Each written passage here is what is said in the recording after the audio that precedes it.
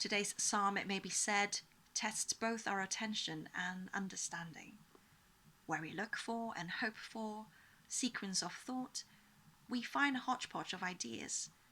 Initially, we're drawn reluctantly into an uncomfortable picture of God, connecting him with hostility and victory, a view to which we may not agree with.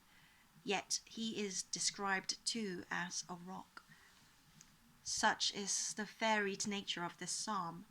However, that, moving further, we also find a happy picture of prosperity, capturing the spirit of the younger members of the community. The comparisons used to describe them are quite unusual. May our sons in their youth be like plants full grown. Then, to add to the confusion of ideas, the psalmist is led to declare, I will sing a new song to you, O God. Upon a 10-stringed harp I will play to you. These thoughts do not hold together, and we are inclined to conclude that someone decided to gather the fragments either to reflect the nature of varied element of his response to God, or to attempt to form a piece for use in a ceremony. For our purpose, there seem maybe little here that has any appeal to us, or deepens our religious experience in a significant way. Do you think this approach may be too negative?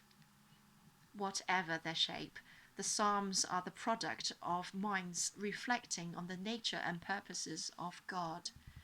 And even in their fragments, they can give us material of value. Looking again then at today's psalm, we note that the psalmist asks the question, O Lord, what are human beings that you regard them, or mortals that you think of them?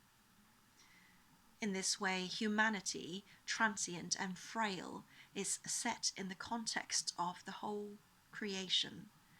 The question posed here is one that we take in the waiting of Advent, perhaps, and as we prepare to ponder afresh what it means to speak of God with us and the Incarnation.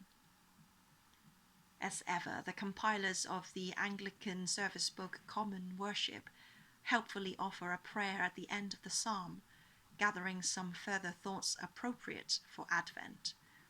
It reads, God our deliverer, stir our weak wills, revive our weary spirits, and give us the courage to strive for the freedom of all your children, to the praise of your glorious name.